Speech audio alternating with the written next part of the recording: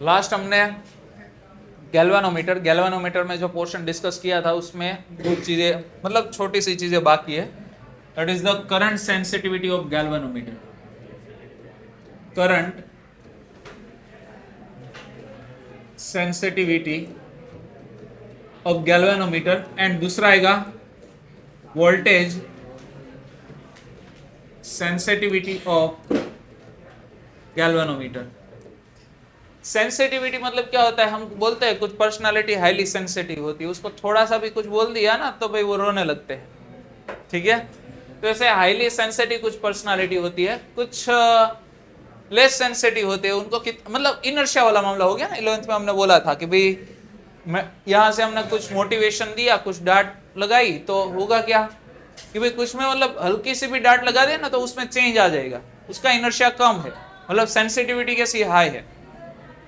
जबकि कुछ लोगों को कितना भी बोले भाई सर आपको कुछ भी करना हो कर लो, जितना भी उखाड़ लेना उखाड़ लो, भाई हम तो चेंज नहीं होंगे, हम अपनी लाइफ में जैसे वैसे ही रहेंगे, उसका इनर्शिया हाई है, ठीक है। मतलब उसकी सेंसिटिविटी कैसी है भाई, कम है भाई, मतलब वो कम रिस्पॉन्स देंगे, उनको कुछ फर्क नहीं पड़ता, ठीक है। वो होते हैं ना कुछ लोग, हाँ, तो वैसे ही हालत है। मतलब क्या हुआ कि भाई गैल्वेनोमीटर में हमने छोटा सा भी करंट फ्लो कर दिया और उसने फ्लक्चुएशन दे दिया तो वो सेंसिटिव है या लेस सेंसिटिव, सेंसिटिव है ना। छोटा सा भी करंट दे दिया तो उसने फटाक से उसका पॉइंटर था मूव कर दिया। और दूसरा गैल्वेनो है, उसको हमने करंट दिया ना छोटा सा तो वो पहले के जितना फ्लक्चुएशन नहीं दिया, तो वो कैसा है गैल्वेनो, लेस सेंसिटिव है। मतलब छोटे से करंट से भी जिसमें फ्लक्चुएशन ज्यादा मिले तो वो हाई सेंसिटिव हो गया। मतलब छोटा करंट तो रिलेशनशिप कैसा होना चाहिए करंट के साथ, इनवर्स में होना चाहिए। छोटा करंट हाई सेंसिटिव, और फ्लक्चुएशन कैसा होना चाहिए, हाई होना चाहिए। तो फ्लक्चुएशन तो फाई अपॉन आई को हम क्या बोलते हैं, करंट सेंसिटिविटी बोलते हैं। सिमिलरली हम क्या बोलेंगे, फाई अपॉन वोल्टेज को हम क्या बोलेंगे, voltage sensitivity. Already phi upon I हम फाइंड कर चुके थे, क्या होता था, NAB अपॉन के, याद आ रहा है। तो यहां क्या लिखेंगे, NAB upon,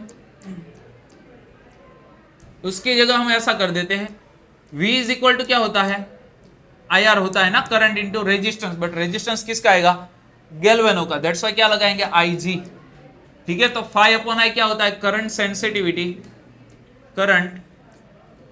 sensitivity divided by galvanometer का रेजिस्टेंस करो तब भी आपको क्या मिलेगा, voltage sensitivity. We know the current sensitivity क्या होता है, NAB अपॉन के, लगा दो साथ में G, तो क्या बनेगा, वोल्टेज सेंसिटिविटी। तो आपको क्वेश्चन में पूछ सकते हैं कि भाई गैल्वेनो की वोल्टेज सेंसिटिविटी को इंक्रीज करना, गैल्वेनोमीटर की वोल्टेज सेंसिटिविटी को इंक्रीज करना है तो हमें क्या करना चाहिए, नंबर ऑफ टर्न इंक्रीज कर दो, लूप के एरिया को इंक्रीज कर दो, मैग्नेटिक फील्ड को स्ट्रॉन्ग बना दो। दैट्स वाई तो हमने कोर पार्ट में क्या ऐड किया था, फेरोमैग्नेटिक मटेरियल। या तो क्या कर दो, स्प्रिंग, 100 स्प्रिंग ले लो तो उसके लिए के की वैल्यू कम आती है, और जी की वैल्यू कैसी कर दो, कम कर दो, तब भी आपको वोल्टेज सेंसिटिविटी हाई मिलेगी। Current sensitivity does not depend on the resistance of the galvanometer again. तो आपको बोल सकते हैं एक भी ऐसा क्वेश्चन कि भाई to increase the current sensitivity of the galvanometer क्या कर सकते हैं, ऑप्शन ए वाला करो, ऑप्शन बी ए वाला करो, ऑप्शन जी मतलब ऑप्शन सी है उसमें गैल्वेनो का रेजिस्टेंस इंक्रीज करो या तो डिक्रीज करो, ऐसा कुछ दिया है, डिक्रीज करो, करंट सेंसिटिविटी इंक्रीज करने तो एन इंक्रीज कर सकते, एरिया इंक्रीज कर सकते, बी इंक्रीज कर सकते, के डिक्रीज कर सकते हैं, जी कोई चेंज नहीं करो, कोई फर्क नहीं पड़ेगा जी से। तो ऐसे कुछ आपके सामने क्वेश्चंस आ सकते हैं एमसीक्यू के तौर पर। So this is the current sensitivity, this is the voltage sensitivity. तो ये दो टॉपिक मतलब एक छोटे से पॉइंट बाकी थे तो वो हमारे हो गए खत्म। तो फाइनल इस चैप्टर की जो सारी थियरी का पोर्शन था ना खत्म। अब बाकी बचे जो न्यूमेरिक है उसकी बात करते हैं।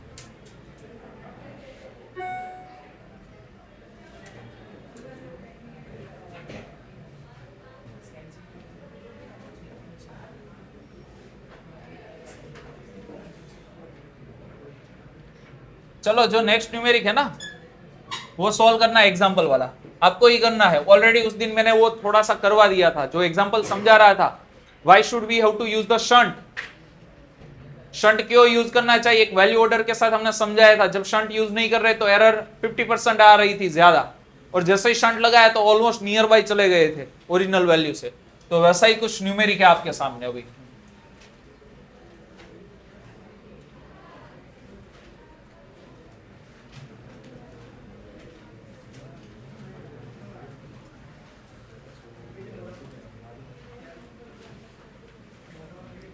लास्ट वाला एक एग्जांपल ही बाकी है ना, बीच में कोई न्यूमेरिक नहीं बाकी, तो ये वाला सोल्व करो भाई। क्वेश्चन में डायग्राम नेसेसरी नहीं है भाई कि आपको दिया ही जाए, ये वाला क्वेश्चन ऐसा है क्योंकि खुद सा आपको डायग्राम दिया है तो डायग्राम खुद से ही बना लेना है, आपको इमेजिन करना है, टेक्स्ट बुक में नहीं देखना है, क्वेश्चन यहां देखना है और इसको सॉल्व करना है। चलो फटाफट, 5 मिनट है आपके पास, मतलब जस्ट फाइनल आंसर दे तो क्या होने वाला है वो। माही दिख रहा है क्या, क्या लिखा है ये वाला? ओके दिख रहा है, चलो कोई दिक्कत नहीं। आयुष ये क्या लिखा है? ओ लिखा है, तुझे 0 दिख गया। तुझे अर्जुन बनना है, मछली को नहीं देखना है, मछली के आंख को देखना है, 0 नहीं देखना है, उसका ओ देखना था। नहीं वैसे उसका कहना भी सही था, शेप तो 0 जैसा ही है ना ओ का, हम समझ नहीं पाए, सॉरी आयुष।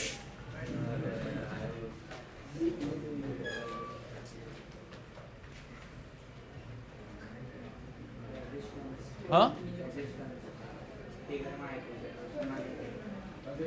अच्छा, रेजिस्टेंस की वैल्यू चलो लिख देता हूं, कुछ होगा तो सही। 3 ओम दिया है, चलो तो भाई 3 ओम लिख देता हूं, उसमें क्या है।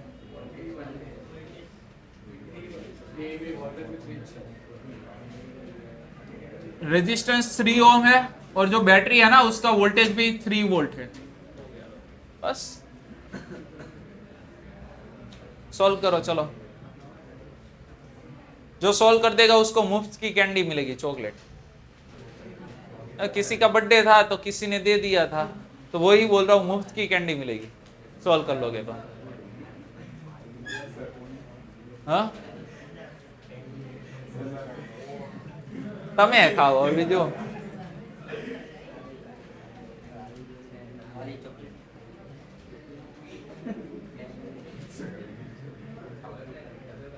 भाई चॉकलेट नो वहीवट नहीं करो, सॉल्व करो फटाफट। डायग्राम बना देता हूँ समझाने साथ। क्या बोला है पहले भाई, टोटल 3 डायग्राम बनाऊंगा इस बार। आपकी बुक में भले ही एक है, 3 डायग्राम से हमें इजीली समझ में आएगा कहना आखिर कहना क्या चाहते हैं, वही हालत है।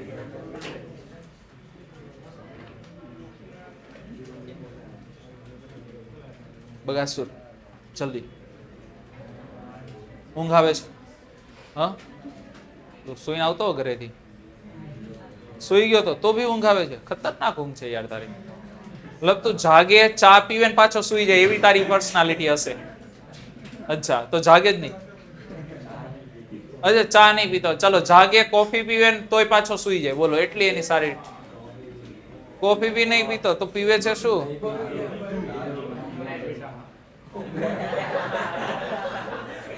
तो तारे बाजू में बेसतो हो दे, आयुष ने आगळ बेसाडत, कॉम्प्लेन पीतो होत तो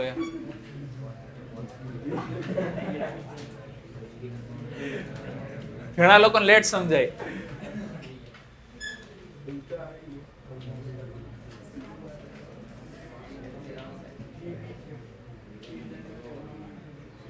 गणेश टी शर्ट पहेर्યું છે ને તે?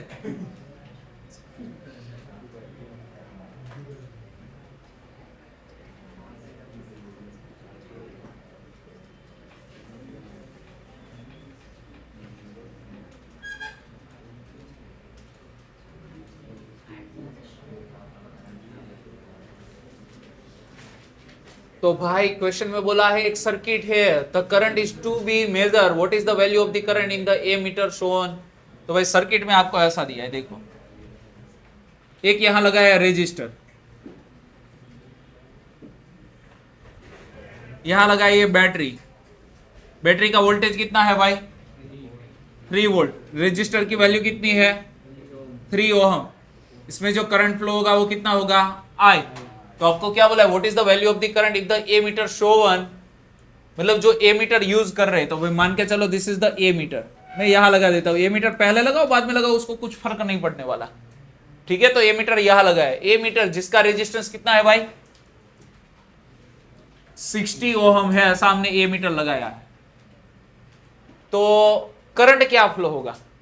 तो भाई जैसे ही हम डायरेक्टली ए मीटर यूज कर रहे हैं और उसमें हमने क्या कनेक्ट किया है, डायरेक्टली ए मीटर को यूज किया है। आयुष क्या चल रहा है? तो विजित हाँ नहीं आता तो कई बात नहीं।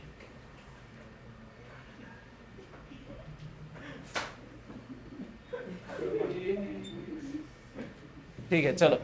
सो हमने भाई गैल्वेनोमीटर को as ammeter directly use कर रहे हैं, जिसका रेजिस्टेंस हमें दिया है, तो इसमें करंट कितना फ्लो होगा भाई? तो current I is equal to क्या होता है हमें पता है, बैटरी का ईएमएफ चिपका दो, नीचे टोटल रेजिस्टेंस भाई कितना है भाई R प्लस RG लगा देना पड़ेगा ना। तो एप्सिलॉन कितना है भाई 3 वोल्ट, R कितना है भाई 3 ओम, RG कितना है 60, तो 3/63 कितना होगा 0.049 एम्पियर। भाई फरी बोलो तो 0.476। भाई तेरा कैलसी गलत बोल रहा है। अच्छा उसको कैलसी में क्या होता है भाई, ऐसा होता है ना पिक्सल से बनता है डिजिट, तो उसमें होगा क्या बेचारे के कैलसी में ये वाला हाइड हो गया होगा, काम नहीं कर रहा होगा, तो तेरा 9 तुझे 7 दिख रहा है। तो अब 7 जब दिखे तुझे क्या वहां चिपकाना है 9।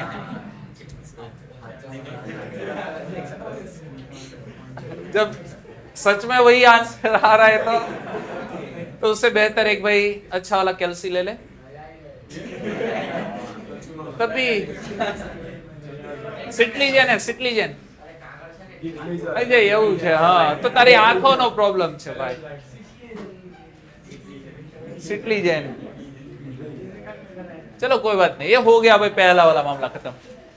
अब क्या बोला है, हेलो बी में क्या बोला है, galvanometer describing the situation a, this is the galvanometer describing the situation a is converted into ammeter by shunt resistor. तो भाई अब देखना, this is the resistor, this is our galvano, और यहां हमारी लगा दी है बैटरी, बैटरिया, और बैटरिया के साथ यहां क्या भाई कुछ नहीं है ना भाई, या तो करंट फ्लो होगा I। अब ध्यान देना, इसका resistance that is the RG, इसके साथ पैरेलल में लगाया है शंट रेजिस्टर S। तो अब यहां चेक करो कि भाई आपका जो रेजिस्टेंस है वो एक ए वाला रेजिस्टेंस R ऐड होगा, साथ में इसका कॉम्बो रेजिस्टेंस सीरीज में इसके साथ। तो भाई हमारा न्यू रेजिस्टेंस, इसका रेजिस्टेंस कितना बनेगा, रेजिस्टेंस ऑफ ए मीटर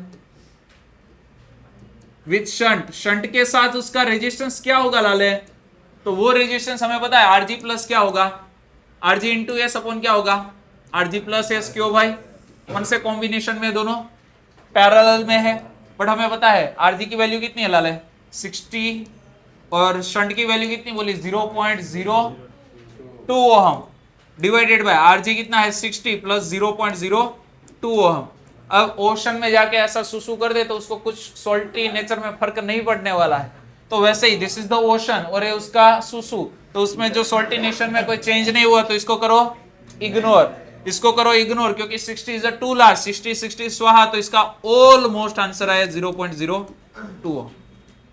फिर से करंट फाइंड करो, I इज इक्वल टू क्या होगा एप्सिलॉन अपॉन टोटल रेजिस्टेंस, तो पहला रेजिस्टेंस R प्लस ये वाला रेजिस्टेंस 0.02, एप्सिलॉन की वैल्यू हमारे पास है लाले कितनी है 3, डिवाइडेड बाय R की वैल्यू हमारे पास है 3 इंटू 0 सॉरी प्लस 0.02, आंसर क्या आएगा 0.99। उसके बाद कुछ होगा बोल देना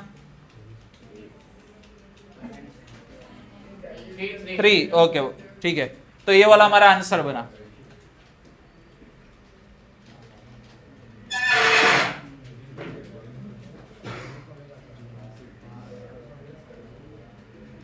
अब ध्यान देना, लास्ट में सी केस में क्या बोला है, फॉर द आइडियल एमीटर। अब याद रखना आइडियल एमीटर का रेजिस्टेंस होता है 0, क्योंकि हमने बोला था हमें ऐसा एमीटर बनाना है कि जिसका रेजिस्टेंस 0 होगा तो हमें करंट की एक्चुअल वैल्यू मिलेगी। अच्छा, आइडियल वोल्ट मीटर का रेजिस्टेंस,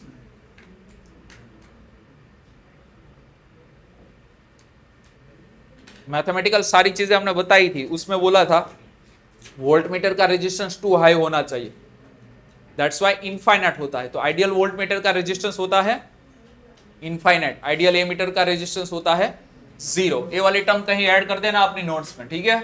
अब चिपका देते हैं भाई सी केस में, for the ideal ammeter I is equal to क्या होगा, एप्सिलॉन अपॉन आर, क्योंकि आइडियल ए मीटर का कोई रेजिस्टेंस नहीं होने वाला। एप्सिलॉन की वैल्यू कितनी है लाले, 3, रेजिस्टेंस की वैल्यू 3, आंसर आया 1 एम्पियर। तो विदाउट शंट आप चेक कर सकते हैं, आपका आंसर आ रहा है 0.05 ऑलमोस्ट, जबकि करंट आना चाहिए था 1 एम्पियर। विथ शंट आंसर आ रहा है 0.993, ऑलमोस्ट 1 एम्पियर। तो आपको यहां से ही पता चल जाना चाहिए कि why we have to use the shunt. Okay, galvanometer के साथ शंट को अटैच क्यों करना चाहिए to use the ammeter, तो उसका रीजन आपको ये न्यूमेरिक के थ्रू पता चल जाना चाहिए। क्लियर हो गया यहां तक का? ये वाला न्यूमेरिक हमारा सॉल्व।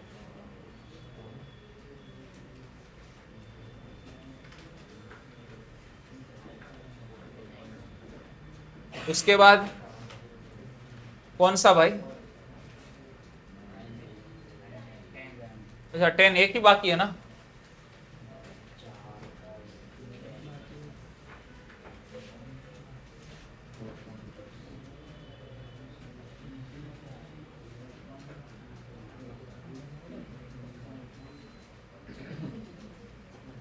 करो सॉल्व,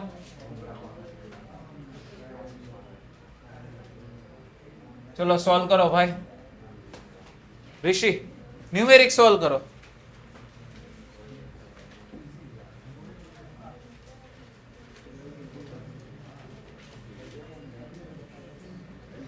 यहां आई एम लिखा है, वहां एम आई क्यों लिखा है?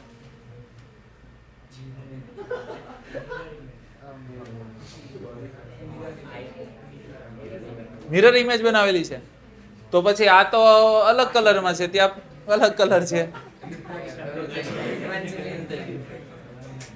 હા, અહીંયા આઈ એમ લખેલું છે, અહીંયા એમઆઈ લખેલું છે, લઈ જવું છે ઘરે?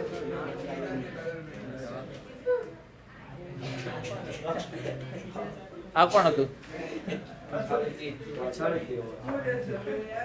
પણ તમે બંને જોડે કેમ બેસો છો? શિવ ને તું વિજીત બે નો, એટલે અજય સરે બેસાડે મને ખબર, પણ તમારે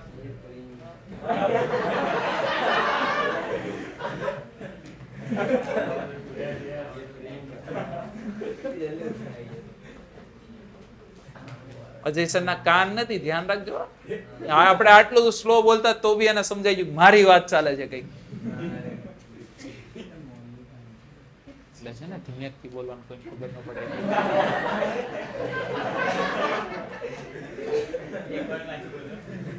ધીમેથી બોલવાનું, સરને ખબર ન પડવી જોઈએ। એ આપણું પેલું સરપ્રાઈઝ ને સસ્પેન્સ રહે, કોઈ ખબર ન પડે, સામું જોઈને હસવાનું, હસો ચાલો બધા સામું જોઈને। પછી પેટમાં દુખવા લાગે, પેટમાં દુખે પછી આવે ચેક કરે કે ભાઈ આ શું હસતા હતા એમ। તમારે ખાલી કોકની સામું જોઈને આમ જોઈને, આમ ખાલી આમ જોઈને પછી વાત કરવાની, એટલે પેલો બિચારો છે ને આખી રાત એનું ઊંઘ ના આવે, પેલા બે મારા વિશે શું વાત કરતો હતો।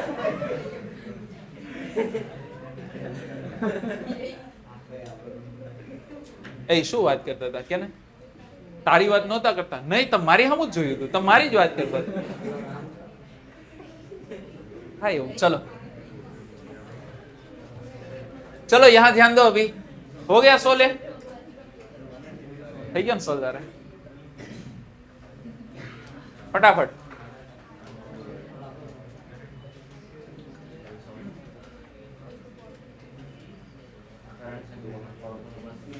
शिव हो गया सोल?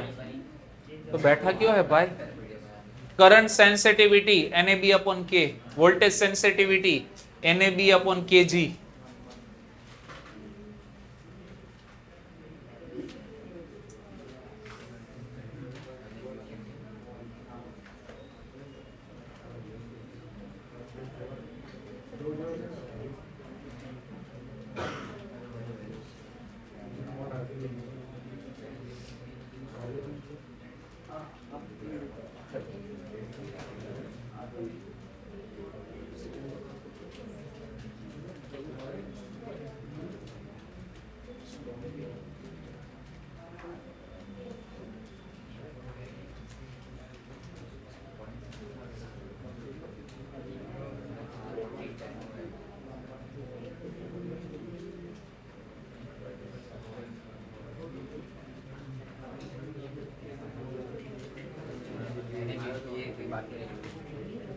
चलो भाई, two moving coil meter M1 M2 have the following particulars, मतलब उसका डेटा दिया है। तो डेटा में फिर से नहीं लिखने वाला, डायरेक्टली सामने ही है data. Spring constant are identical for the 2 meters, मतलब दोनों का स्प्रिंग कांस्टेंट कैसा है, सेम है।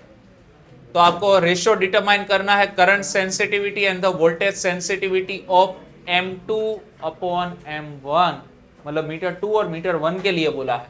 तो current sensitivity of meter 2 divided by current sensitivity of meter 1, क्या आएगा फॉर्मूला, NAB अपॉन K, नीचे भी क्या आएगा, NAB upon K, but this is the for the metre 2, तो 2 2 2 कर दो, N1 1 1 कर दो। बट बोला है उन्होंने कि भाई K1 इज इक्वल टू क्या है, आइडेंटिकल है ना spring constant, so K1 is equal to K2, वो हो गया स्वाहा। बाकी बचा N2, नट्टू कितना है, नट्टू 42, A2 कितना है, A2 ला ले 1.8 10⁻³ मीटर स्क्वायर, एंड B2 कितना है 0.50 टेस्ला। डिवीजन में N1 कितना है 30, A1 कितना है 3.6 10⁻³ इनटू क्या आएगा, और B1 है 0.25, आंसर क्या आया 1.4 हो गया रेशियो। वोल्टेज सेंसिटिविटी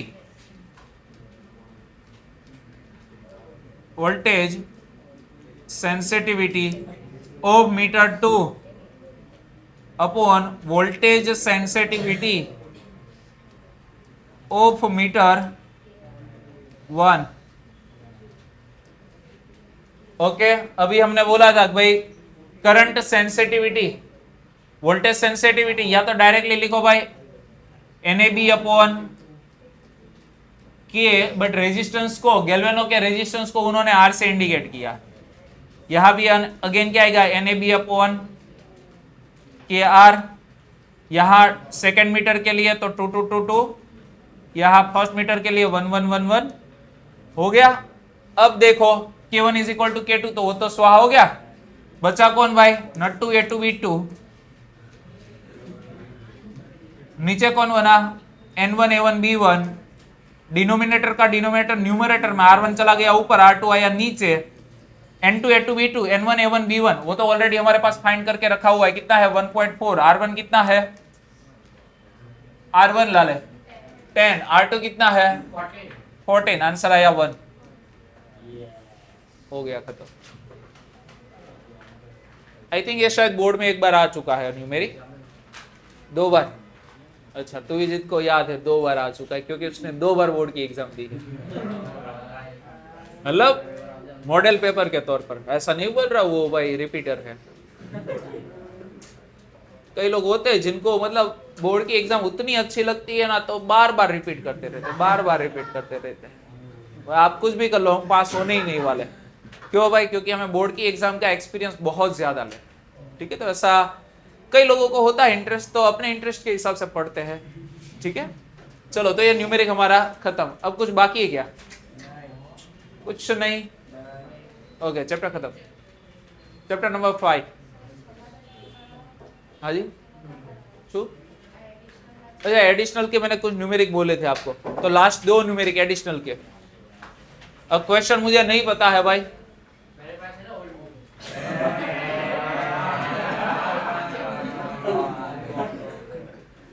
મને ખબર છે તો એ જ અહીંયા નથી।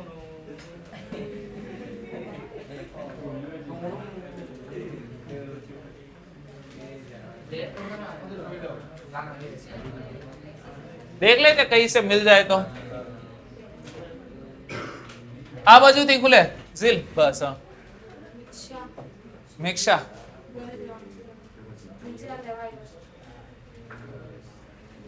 चलो, हमने कोई स्कूल क्या रखे कुछ में लेवा ना आया,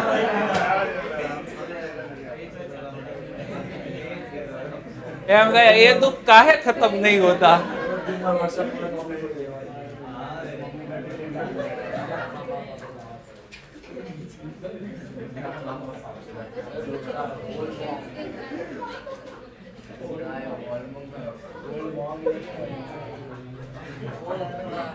એ તો વિજય ભાઈ કંટ્રોલ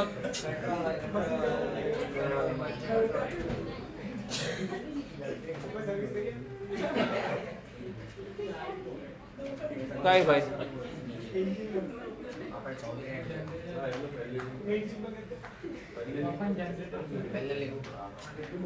આનથી મળી જાય તો મે બી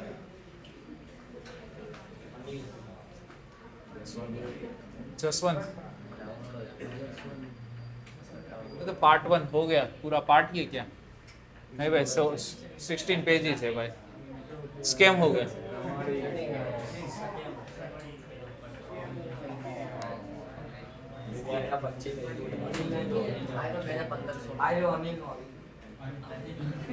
अनिल भाई था भाई बेग त्याज कीधा पाछू अनिल भाई तो क्या भाड़ में पण बेग नहीं इसमें कुछ मिल जाए तो मैथमेटिक्स फिजिक्स ये क्या आया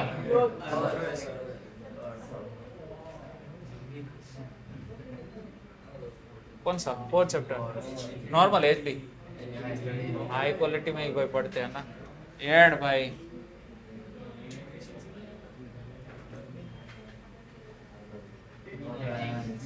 नो थैंक्स ना हमारा थैंक्स न क्यों है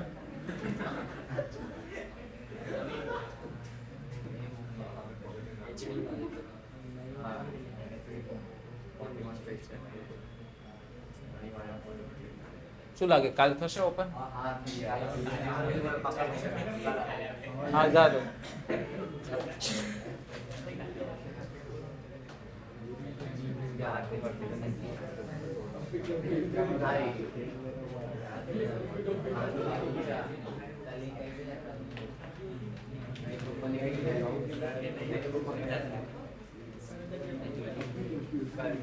થઈ જશે શું લાગે રાજ તને કાલ થઈ જાય હા તો કાલ સુધી રાહ જોઈએ આપણે અહીંયા શું કે પણ અહીંયા રાહ જોઈએ શું વાંધો છે કાલે ઉસકા મળો આજ તો મળ્યા છે કાલ મળીને શું કરવું તાર કાલ નહીં આવતું તું રોજ તો મળે છે ખાવાનું આપું પીવાનું અહીંયા ગુજરાતમાં વ્યવસ્થા નથી ભાઈ અરે તો કેવાય યાર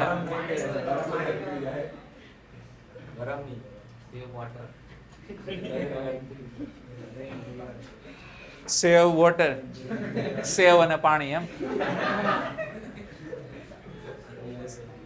સેવ ને અને પાણી કેમ તું ખાઈશ પસંદ આવે તો હવે એક પેજ બાકી છે એમાં ભી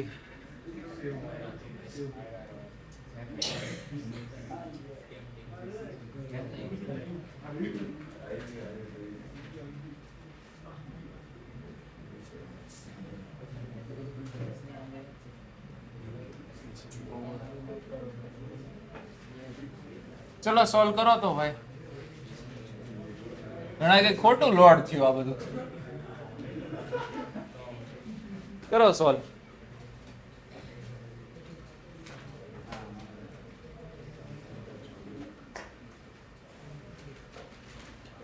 ये वाला न्यूमेरिक सॉल्व करने के लिए आपके पास वैसे 3 चीजें चाहिए पहली चीज तो लास्ट लेक्चर की नोट्स चाहिए ठीक है दूसरी चीज पेन चाहिए और तीसरी चीज दिमाग चाहिए तो हो जाएगा सॉल्व जब सॉल्व नहीं हुआ तो कोई एक चीज की आपके पास कमी है ऐसा बोल सकते हैं नोट्स की ना दिमाग नहीं है वो है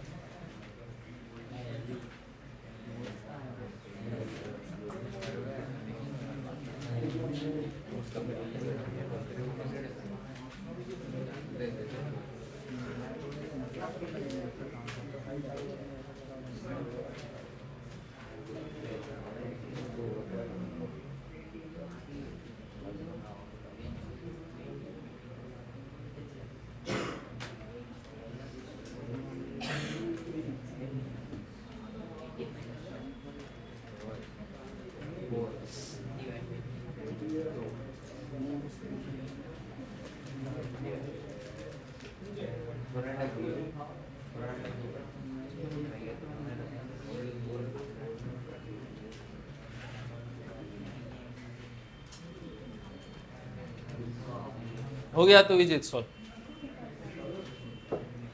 હસવાનું કરે તું તો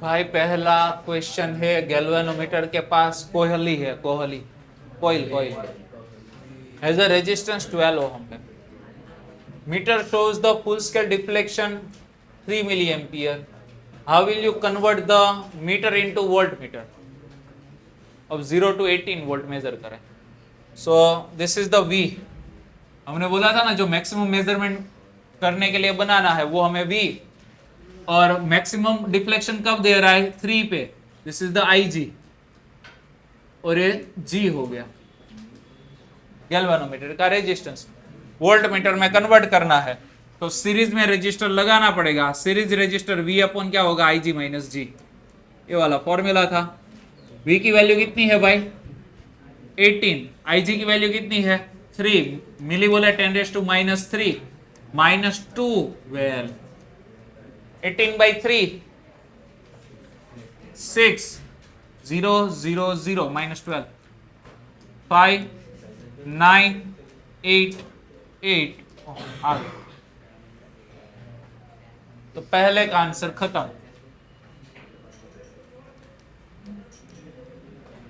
दूसरे का आंसर देखो गैल्वेनोमीटर कोहली कोहली coil has resistance 15 ohm galvano का रेजिस्टेंस यहां दिया है this is the 15 ohm meter shows the full scale deflection for the 4 milli ampere how will you convert the ammeter तो हमारे पास इसका तो फॉर्मूला बहुत अच्छा था S इज इक्वल टू जीजा G upon I minus IG G कितना है भाई 15 IG है 4 मिली बोला 10⁻³ I कितना है 6 माइनस 4 मिली बोला 10⁻³ आंसर क्या आएगा कितना 30 भाई वही चीज हुई ना ओशन सुसु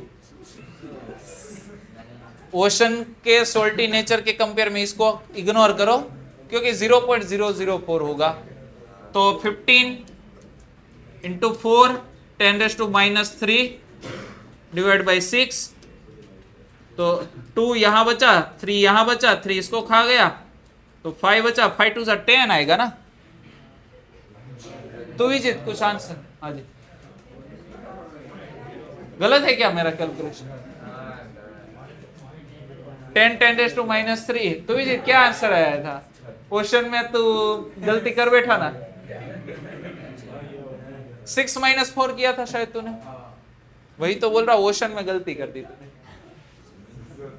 तो आंसर आएगा 0.01 ओहम इतना शंट लगाना पड़ेगा तब जाके गैल्वेनो ए मीटर में कन्वर्ट होगा मतलब पैरेलल में रेजिस्टेंस ये वाले केस में गैल्वेनो के साथ सीरीज में रेजिस्टेंस अच्छा गैल्वेनो का रेजिस्टेंस कितना हो जाएगा मतलब गैल्वेनोमीटर को वोल्ट मीटर में कन्वर्ट करने से वोल्ट मीटर का रेजिस्टेंस क्या बनेगा 6000 क्योंकि गैल्वेनो का खुद का कितना है 12 सीरीज में लगा है कितना 5988 तो दोनों को ऐड करना पड़ेगा ना सीरीज में तो 6000 आएगा उसका रेजिस्टेंस और ए मीटर का कितना आएगा जितना शंट का क्योंकि गैल्वेनो का तो हाई है 15 के कंपेयर में शंट 0.01 क्लियर हुआ तो ए न्यूमेरिक होता है खत्म तो ये 2 सॉल्व करने के लिए बोले थे वैसे आप बहुत सारे सॉल्व कर सकते हो कुछ क्वेश्चन आपके सामने ऐसे ही रख देता हूं आपको मन हो तो ये वाले सॉल्व कर लेना आपको पीडीएफ मिल जाएगी तो उसमें हो गई क्वेश्चन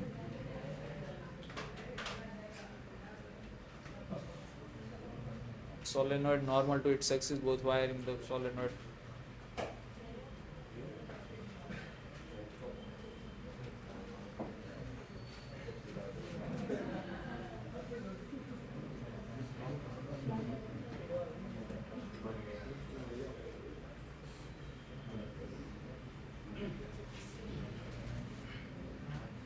एक ये वाला सॉल्व कर सकते हो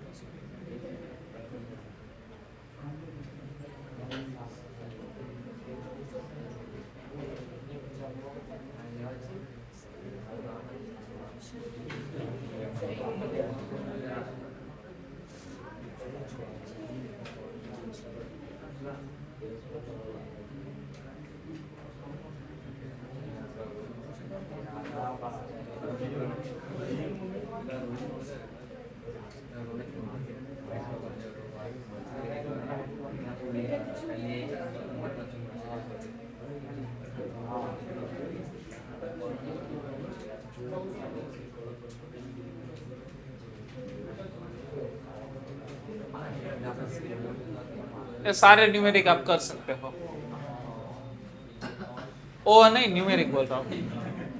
वो तो न्यूमेरिक नहीं होंगे तब होगा ना, अभी से ओ हो गया।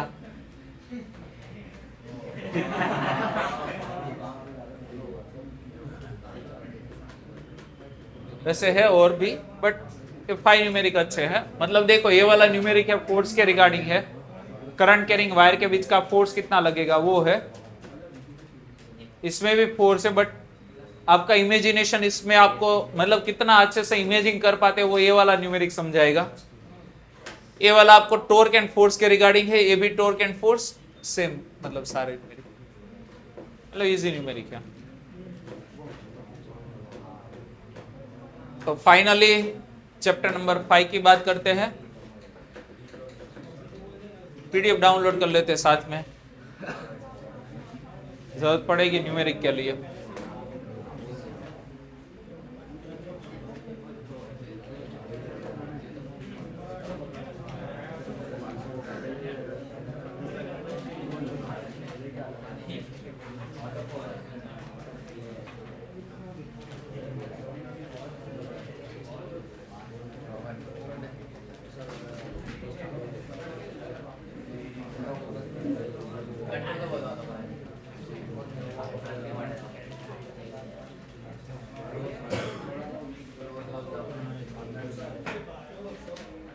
ओ भाई ओ ये वो कौन છે ये भाई ओ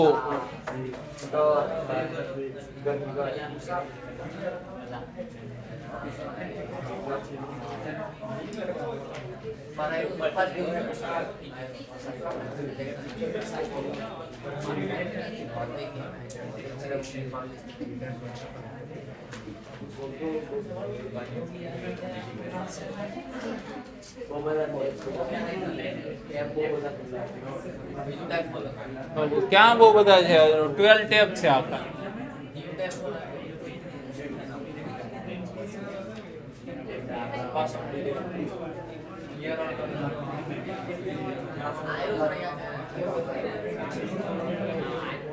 बातें नहीं। चैप्टर नंबर 5 यही चैप्टर का सेकंड पोर्शन है, मैग्नेटिज्म एंड मैटर। मतलब जब भी मटेरियल के मतलब एक्सटर्नल मैग्नेटिक फील्ड में कोई मटेरियल को पुट करेंगे तब क्या होने वाला है उसके रिगार्डिंग सारा डिस्कशन का पार्ट रहेगा।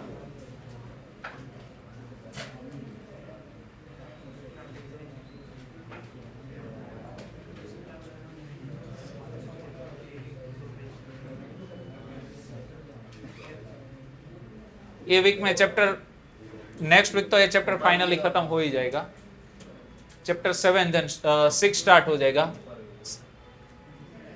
नेक्स्ट मंथ में चैप्टर नंबर 7 तक का खत्म। Thank you.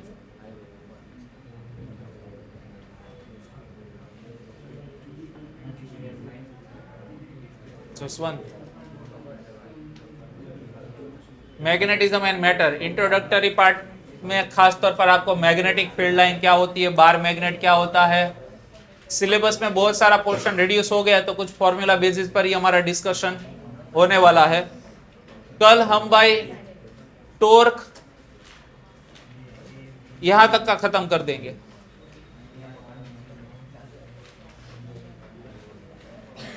गॉस लॉ तक का, પછી બાકી ને ગોસ લો પછી મેગ્નેટાઇઝેશન ને છે એટલે એક લેક્ચરમાં મેગ્નેટિક ઇન્ટેન્સિટી એન્ડ મેગ્નેટાઇઝેશન વાળો પોર્શન ખતમ કરીશું. એટલે ચેપ્ટર પૂરું નહીં, પછી ડાયમેગ્નેટિક ફેર. એટલે સેટરડે ને સન્ડે ના લેક્ચરમાં ડાયોપેરોન ફેરા.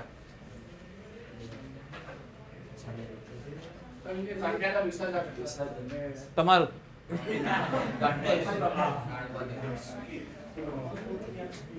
વિસર્જન સવારમાં છે. કેટલા વાગે? 7 વાગે, 8 વાગે, 10 વાગે છે. 10 થી લઈને 1 વાગ્યાની વચ્ચે છે ને. તો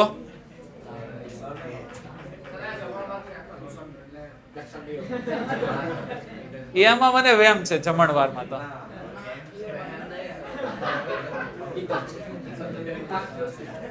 જમણવાર ન હોય, પ્રસાદી ને એવું હોય, નાસ્તો હોય. જમણવાર હોય તો તમે 2 દિવસ ભીખાર્યો એવા જો.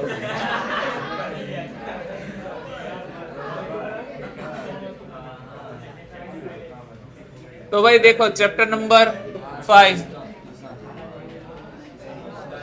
मुझे लग रहा था कि भाई नहीं पढ़ाना चाहिए, बट अभी मूड बनाइए तो पढ़ दे. તમે 3 જાઓ, બાકીના આપણે ભણીએ. તમે બંને જાઓ, तू અને तू. भाई देखो चैप्टर नंबर 5 मैग्नेटिज्म, उसमें इंट्रोडक्शन में हमें मैग्नेट के बारे में बताया. भाई मैग्नेट मैग्नेशिया नाम के एक एरिया था, वहां से मिला था, दैट्स व्हाई मैग्नेट बोला गया. ठीक है. मैग्नेट का आपकी लाइफ में बहुत सा यूज केस है, आपने उसके बारे में पढ़ा भी है. सारी चीजें वो उतना इंपॉर्टेंट नहीं रखती है, बट मैग्नेट के north pole and south pole कैसे डिसाइड हुए ना, दैट इज द इंटरेस्टिंग. अर्थ है, अर्थ क्या मतलब, मान के चलो हम हॉरिजॉन्टल सरफेस की बात करें. This is the horizontal surface, this is the north, geographic north, and this is the geographic south. मतलब तू ही जीत. हम दिस ईस्ट डायरेक्शन इसको बोलते हैं, ये वाली वेस्ट हुई तो ये वाली नॉर्थ हुई, ये वाली हुई साउथ. इसको ऊपर बोलते हैं और इसको नीचे बोलते हैं. ठीक है. तो ये वाली जो नॉर्थ डायरेक्शन है that is the geographic north, और ये साउथ है that is the geographic south. अब जियोग्राफिक नॉर्थ और जियोग्राफिक साउथ डिसाइड कैसे होते हैं? सनराइज और सनसेट होते हैं उससे. तो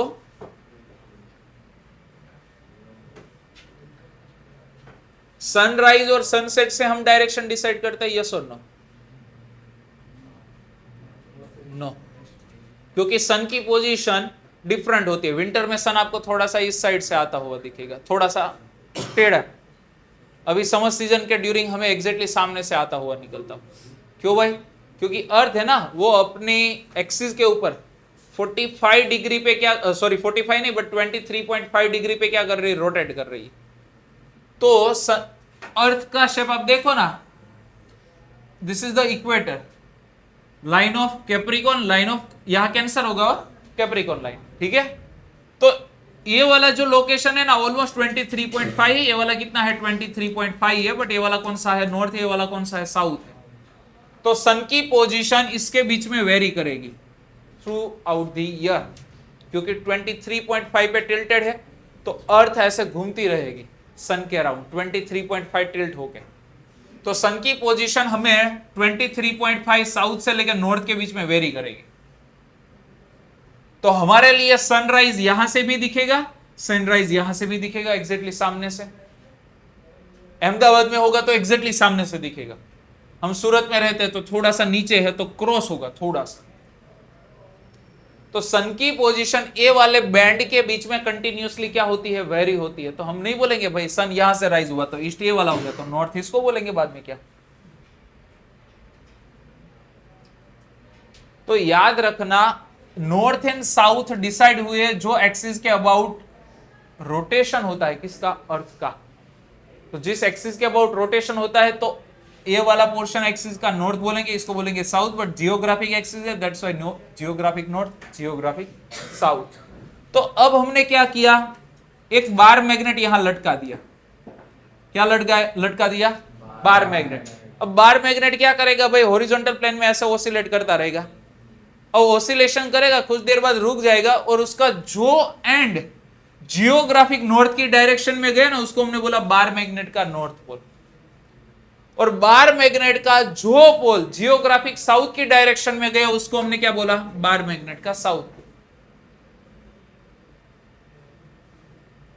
अब एग्जैक्टली देखो ना, तो जियोग्राफिक नॉर्थ में हमारा बार मैग्नेट का एग्जैक्ट नॉर्थ पोल नहीं जाएगा, एग्जैक्ट वही नहीं होगा, थोड़ा सा टेढ़ा होगा, बट बोल सकते हैं ना ऑलमोस्ट टुवर्ड्स द नॉर्थ है। दैट्स व्हाई उसको हमने क्या बोला, नॉर्थ पोल बोला। अब इसको कुछ देर के लिए भूल जाए, मैग्नेट है, this is the exactly north, this is the exactly south, but हमारा मैग्नेट थोड़ा सा ऐसा टेढ़ा रहेगा। तो बार मैग्नेट का नॉर्थ पोल, बार मैग्नेट का नॉर्थ पोल जिस डायरेक्शन में अलाइन होता है, क्योंकि हमने बोला थोड़ा सा टेढ़ा होगा, this is the earth, this is the geographic axis, इसके अबाउट अर्थ का रोटेशन हो रहा है। So this is the geographic north, this is the geographic south. But बोला ना कि भाई हमने पहले बार मैग्नेट के नॉर्थ एंड साउथ डिसाइड करने के लिए जियोग्राफिक नॉर्थ जियोग्राफिक साउथ की हेल्प ली, बट हमें पता है कि भाई मैग्नेट एग्जैक्टली नहीं, बट थोड़ा सा टिल्ट रहेगा, तो ए वाली डायरेक्शन में मैग्नेटिक नॉर्थ होगा, ए वाली डायरेक्शन में मैग्नेटिक साउथ, क्योंकि यहां नॉर्थ है। तो बार मैग्नेट का नॉर्थ पोल जिस डायरेक्शन में अलाइन होता है, उसको हम क्या बोलते हैं, मैग्नेटिक नॉर्थ। तो this is the magnetic north, और ये वाला क्या हुआ, मैग्नेटिक साउथ। तो एग्जैक्टली याद रखना, geographic axis and magnetic axis same नहीं है, पैरेलल नहीं है, थोड़ी सी उनके बीच में एंगल है, और आई थिंक वो 11.2 डिग्री जितना होता है, एग्जैक्ट डेटा याद नहीं, बट 11 पॉइंट समथिंग है, 2 या 3। Geographic axis, this is the geographic axis, this is the magnetic axis, उसके बीच का एंगल। सो इसको हम क्या बोलेंगे, मैग्नेटिक साउथ रीजन, इसको क्या बोलेंगे, मैग्नेटिक नॉर्थ रीजन। अब ध्यान देना, ये वाला जो लोकेशन है, क्योंकि अर्थ है, अर्थ भी एज अ मैग्नेट बिहेव कर रही है ना, तभी तो हमें मैग्नेट, हमारा बार मैग्नेट था वो अलाइन दी क्या हुआ था, नॉर्थ या साउथ अलाइन हुआ था कुछ इस तरीके से। तो अर्थ के अंदर भी एक इमेजिनरी मैग्नेट होगा। अब हमें पता है कि भाई साउथ को कौन अट्रैक्ट करता है, नॉर्थ। तो साउथ को कौन अट्रैक्ट करेगा, भाई साउथ कहां होता है, जियोग्राफिक साउथ की ओर। जियोग्राफिक साउथ की ओर कौन होगा, और हमारे external, this is the bar magnet का साउथ पोल होगा, उसको अट्रैक्ट कौन करेगा, नॉर्थ। तो यहां एग्जैक्टली अर्थ के इमेजिनरी बार मैग्नेट का कौन सा पोल होता है, नॉर्थ होता है। तो ऑपोजिट में अर्थ के इमेजिनरी मैग्नेट का कौन सा पोल होगा, साउथ पोल होगा। दैट्स व्हाई हम बोलते हैं अर्थ के मैग्नेटिक फील्ड की डायरेक्शन जियो, क्योंकि मैग्नेटिक फील्ड लाइन निकलती कहां से है, मैग्नेटिक फील्ड लाइन निकलती कहां से है, नॉर्थ टू, नॉर्थ से निकलती है, साउथ में जाती है। तो नॉर्थ से मैग्नेटिक फील्ड लाइन निकली, गई कहां, साउथ में। हम रहते अर्थ के अंदर नहीं, ऊपर रहते हैं। तो हमारे लिए अर्थ की मैग्नेटिक फील्ड लाइन कहां से निकली थी, देखो तो साउथ से निकली, गई कहां, नॉर्थ पे। दैट्स व्हाई हम बोलते हैं अर्थ का मैग्नेटिक फील्ड कहां होता है, साउथ टू नॉर्थ। समझ में आया, ये वाला पोर्शन सिलेबस में है नहीं, इसलिए जस्ट समझाने के लिए भाई कैसे बार मैग्नेट के नॉर्थ पोल, कैसे साउथ पोल डिसाइड हुए। तो पहले बार मैग्नेट को लटकाया, जियोग्राफिक नॉर्थ में नॉर्थ पोल बना दिया, जियोग्राफिक साउथ में साउथ पोल बना दिया। अब magnetic north pole south pole के लिए हमने फिर से वही बार मैग्नेट को यूज किया। बार मैग्नेट का नॉर्थ पोल जिस डायरेक्शन में अलाइन हुआ उसको हमने बोला मैग्नेटिक नॉर्थ, और बार मैग्नेट का साउथ पोल जिस डायरेक्शन में अलाइन हुआ उसको हमने क्या बोला, मैग्नेटिक साउथ। ठीक है, और दोनों को ज्वाइन करती हुई imaginary axis, that's called the magnetic axis. Geographic axis and magnetic axis के बीच का कुछ एंगल है, दैट इज द ऑलमोस्ट 11.2 या 3 के आसपास से। ये एंगल वेरी करता रहता है लॉन्ग ईयर, मतलब बहुत टाइम होने के बाद, सालों पहले कुछ अलग ही एंगल होगा और बहुत साल बाद कुछ अलग एंगल बन जाएगा। ठीक है, तो ये अलग अलग होता रहता है, उसमें कुछ ज्यादा है नहीं। और यही मैग्नेटिक फील्ड है ना, उसकी वजह से ही हमें सनस्टॉर्म वगैरह की वजह से हम क्या बच पाते हैं। इफ अर्थ को मैग्नेटिक फील्ड ना होता ना, अर्थ को मैग्नेटिक फील्ड ना होता ना, तो हम होते ही नहीं, हमारा एग्जिस्टेंस ना होता। उसका रीजन है क्योंकि सराउंडेड क्या है, मैग्नेटिक फील्ड है। तो अब इस मैग्नेटिक फील्ड की वजह से क्या हुआ, जैसे ही सनस्टॉर्म में क्या होता है, आयोनाइज मतलब इलेक्ट्रॉन्स वगैरह आते हैं, तो वो इलेक्ट्रॉन से हमें प्रोटेक्शन देता है कौन, ये वाला मैग्नेटिक फील्ड। क्योंकि हमने पढ़ा था जब भी चार्ज पार्टिकल मैग्नेटिक फील्ड के अंदर एंटर होगा तो क्या होगा, वो सर्कुलर मोशन करेगा। और सर्कुलर मोशन मतलब कौन सी मोशन हुई? Accelerating motion. Accelerating charge particle generate करता है इलेक्ट्रोमैग्नेटिक वेव्स। अब इलेक्ट्रोमैग्नेटिक वेव्स जो जनरेट होंगे ना, दैट्स व्हाई आपने देखा होगा नॉर्दर्न हेमिस्फीयर और सदर्न हेमिस्फीयर में आपको लाइट्स दिखती है, ठीक है। तो उसका रीजन यही है कि भाई जब चार्ज पार्टिकल आएंगे तो आयोनाइजेशन की वजह, मतलब वो आयन की मोशन की वजह से, अब देखना वो एकदम हम कर्टेन जैसे ही होंगे, कर्व शेप के। तो उसका रीजन यही है कुछ कि भाई मैग्नेटिक फील्ड में क्या होगा, चार्ज पार्टिकल मोशन करेंगे और उस मोशन की वजह से लाइट दिखेगी। और वो खास तौर पर आपको क्या दिखती है? नॉर्दर्न हेमिस्फीयर और सदर्न हेमिस्फीयर। और नॉर्दर्न हेमिस्फीयर में कनाडा के पास खास तौर पर दिखती है। उसका रीजन है कि भाई जो हमारा मैग्नेटिक नॉर्थ है ना, वो नियर द कनाडा है। तो यहाँ मैग्नेटिक फील्ड लाइन ऐसे वर्टिकल होंगी और उसमें चार्ज पार्टिकल कैसी मोशन करेंगे? Circular motion. और आपको एक कर्टेन जैसा दिखेगा, वेवी। इसको कुछ बोलते हैं, मुझे एग्जैक्टली उसके लिए वर्डिंग याद नहीं है, देख लेना आप। अरोरा ऐसा कुछ बोलते हैं ना? हाँ, क्लियर हो गया। तो ये वाले चैप्टर में हम खास तौर पर बेसिक से मटेरियल, मतलब देखो चैप्टर फटाफट खत्म हो सकता है, ऐसा कुछ है नहीं। एक लेक्चर में मैंने जो बोला वहां तक का खत्म करेंगे। नेक्स्ट लेक्चर में हम मटेरियल का ऑब्जर्वेशन, मतलब मैग्नेटाइजेशन क्या होता है वो सारी चीजें, और एक डायमैग्नेटिज्म खत्म करेंगे। देन नेक्स्ट लेक्चर में पेरा एंड फेरो 2 बाकी रहेंगे, तो वो संडे के लेक्चर होगा तो उसमें, बाकी नेक्स्ट वीक चैप्टर फाइनली खत्म हो जाएगा क्योंकि न्यूमेरिक है इसके। तो नेक्स्ट वीक फाइनली ये चैप्टर खत्म हो जाएगा और नेक्स्ट वीक ही हमारा चैप्टर नंबर 6 भी स्टार्ट हो जाएगा।